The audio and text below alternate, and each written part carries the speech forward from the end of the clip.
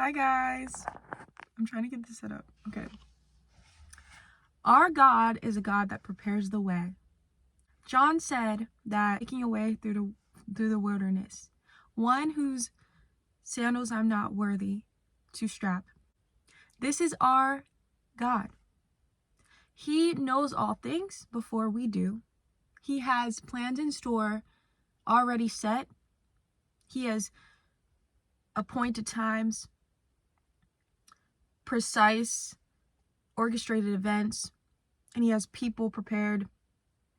He has your whole entire day set out if you just let him and yield to his will for you. No, that's so challenging because we have so many things that spring up from our desires, and they almost hinder his voice, block out the opportunities that could be if we were more submissive. Receive instruction, to speak out and wait for his response. So I don't know what it is that you might be concerned about, but just know that it's not even in your control, and it's not for you to think twice about. Because I want you to know that the most amazing things come out of uncertainty and not attaching to the outcomes. We need to come back to detachment and only focusing on what we can do in the moments of time that we actually can make and create. Be very intentional about your thoughts and what you accept into your mind and what you deny. As let your yeses be yeses and noes be noes. Anything in between is not from him. Confusion. When he is making a way, he just wants you to be focused on him. That's all. You need to receive praise from him, not from man. So if you're doing anything with the strings attached onto some person or whatever it may be, you are always going to be controlled by them, actually. Giving them a pedestal in your life, and you're basically saying, I need you to validate me so that I can actually exist and feel comfortable. But we need the roles reversed, and we need to look to God and what he says about us and allow ourselves to come to know his promises over our lives and to actually begin to have faith and trust in that and live in that, which makes us righteous by faith. Just give it up and see what happens, because often we undermine our potential. It was actually one of my biggest fears, because I felt like if I was to fully step into who I knew I was, then it would make people very uncomfortable, and I would be looked at in a way maybe of being too full of myself or whatnot. Like, I think that was ultimately what prevented me from fully embracing all that I am and the beauty that I embody. And so maybe for you, it's some things that you might not be able to get behind within how other people might perceive you, but that's nothing for you to worry about, because people are going to see you how they see themselves through those lenses, and it's really chance. And it gives people the opportunity to see something in the world that they have never once encountered before. You can be the switch to inspire others. You can give them hope. You can revitalize them, and spiritually, you can show them that there's something more to this. You can out-nullify their beliefs. You can spark light into them and lead them to God ultimately. You can only do it with him, though. That's the thing. You can't just do it because you think, oh, I'm just going to do this because I feel like this is what you do when you are religious. No. That is not correct. False. Throw it out. You do things out of the love that you have for Jesus. And when you continuously commit yourself to that relationship, enmeshed and attached to him, that's the only thing that you need to rely on and depend on. And everything else in your life, you're just gonna be like, I'm good with or without you, because I know that God has bigger things for me. That what God has for me will always be, because I communicate to him and I have dialogue and I know that he knows what I've said and he hears me. Even further confirmation. And that which is aligned with you in your heart, spiritually, when God wants something to be a part of your life, he calls open doors that cannot be closed. So don't try to force things in your own might. And it's even better that way, because then when you actually receive something that's genuine, something authentic, you know that in the deep of your being, this was meant to be, and it's a good gift.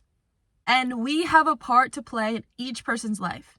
Take this into every interaction that you have, is to put aside yourself and serve others. Sister said something very profound. And she said, if you have two shirts, if they're both wisdom, you give that wisdom to another person. We cannot keep all these things that God has revealed to us to ourselves. We each have our own personalized experience here. And you just don't know how much you being in this world can inspire somebody else, and that can enlighten their lives. We are here for each other. Let's not forget that. Go through things that no other can know because we've experienced it, and that just, it does something to you. It's engraved in you now. You've learned a lesson and you won't repeat it. So someone is depending on you. You being here makes this world so much better, because you have something in you that no one else has. Barriers between you and another person. You're putting a lot of barriers between the authenticity between you and another human being, because let's just be realistic here. We all are not knowing exactly what is happening. We probably have one moment where we feel like we woke up and we are just not wanting to do this, but let's just resonate with each other and allow that to be the space where other people can be real. You just don't know where that could lead you. You really don't know, because only God knows. So it's in your ability. It's in your ability, and you have a gift by just existing. So make the world glow with you being in it. Invest in yourself, invest in this creation that you are, so that you can be used, so that you can be the clay that God has intended to be, that unique pottery that people can see himself in. Okay? Let's get rid of these thoughts. Let's get rid of these things that you have accepted into your home at one point in time. Let's get rid of these insecurities, because ultimately they are so silly. We were doing an activity yesterday with some of my friends, and we had sticky notes and we put them on our shirts, and we wrote things that we would be one phrase that we were offended by at some point in time in our life. And we had them on our shirts, and we walked around and just looked at each other. And we were like, oh, okay. It's not giving. It just looks so like weird. Why would you accept that, right? There was some that said weak, there was some that said annoying, sensitive. Mine, I said doubted my own potential and just unworthiness, unenough. These are all false identities. They're all lies. At this point, you need to let go of those things to actually receive what God has called you into and where he wants you in your life, because you can't when you're in that deception, right? Because your thoughts are always going to lead your life. So you need to break off those chains. Paul said that he has these chains on that bound him, but he was free because he had that faith. That faith gave him the ability to be in Rome and show that there was nothing that they could have against him, because God ultimately is going to be the one to rule and judge. And God's the one that freed him. God's the one that sent them angels in. So don't worry if you feel like you're bound up in something, because God calls into creation. He calls into being. You need to trust that in an instant he can make something change. In an instant he can take that thing away that you felt like you have always been impaired by. In an instant he heals the blind man. In an instant he makes the blood stop from that woman that was like 12 years. In an instant. But it's just in your ability to know that you are seeking someone that is worthy of everything that he has done for you. So enough for you that you have to really rely and depend on him to get through it, and not seeking any other options. There's no other options. Prepared for what is already made a way for you, and it's his way and it's not yours. Okay? And there's so much more for you, and there's so many resources that we have here. In this world, there's so many things. And if we just gave ourselves the chance to allow ourselves to try again, what could be made from that? Don't hold yourself back. You're only as old as you think you are. And truly, we are very young. We are very young. There's people that lived in this Bible 600 years. What a blessing. But if we had that, we would not be calling ourselves old. We would not be saying, oh, I'm too old to do this. I'm too old now. No. No, actually, you're too young. And it's just a mindset. It is a shift. Yeah, so let's just focus on what we can do time that we have right now, and not get so caught up in the entitlement of feeling like you have something in the future. We need to always be grounded into gratitude and realizing that we have the chance right now. So let's not get so caught up in future. Let's not get so entangled in our mind where we can't even see what's in front of us, because all too often we miss all the blessings that are in our lives. And we look back and we're like, why didn't I see it? Why didn't I see it? Because you were so full of yourself, you couldn't even see what God was doing in your life. Look at what he is doing in your life right now. He says, I'm doing a new thing. It springs up. Can you not perceive it? Can you not perceive what is happening right now? You have breath in your lungs. You're able to connect to this platform online.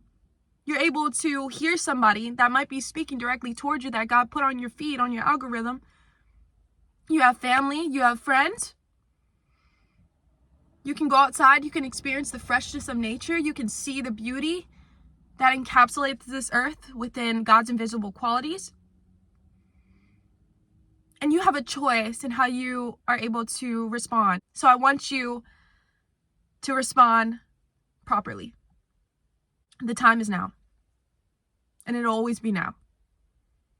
Because time isn't waiting for you, but you are in time. There's nothing that you can escape from, because you're in time. That's our limitation here.